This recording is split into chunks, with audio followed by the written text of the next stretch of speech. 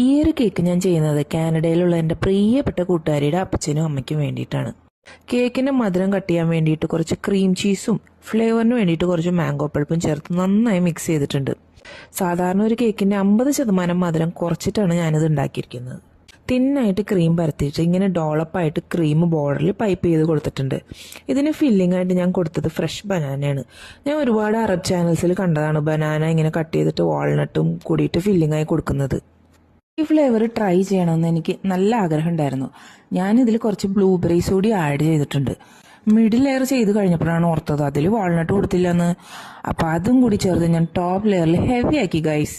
പുറത്തൊന്നും cream തേക്കാത്ത naked കേക്കാണിത്. Cake സ്റ്റേബിളായി നിൽക്കാൻ വേണ്ടിയിട്ട് നടുക്കൊരു വുഡൻ സ്റ്റിക്ക് വെച്ച് കൊടുത്തിട്ടുണ്ട്. നല്ല ബ്യൂട്ടിഫുള്ളായ ലൈറ്റ് പിങ്ക് റോസാണ് ഞാൻ വെച്ചത്. അത് വെച്ച് കഴിഞ്ഞപ്പോൾ പൊങ്ങി നിൽക്കുന്ന ലീഫൊക്കെ ഒരു ഭംഗിയില്ലാന്ന് തോന്നി അത് കട്ട് ചെയ്ത് ഇറക്കി വെച്ച് കൊടുത്തു. അപ്പോൾ നല്ല ഭംഗിയായി. ഇതാണ് കേക്കിന്റെ ഫൈനൽ ലുക്ക്.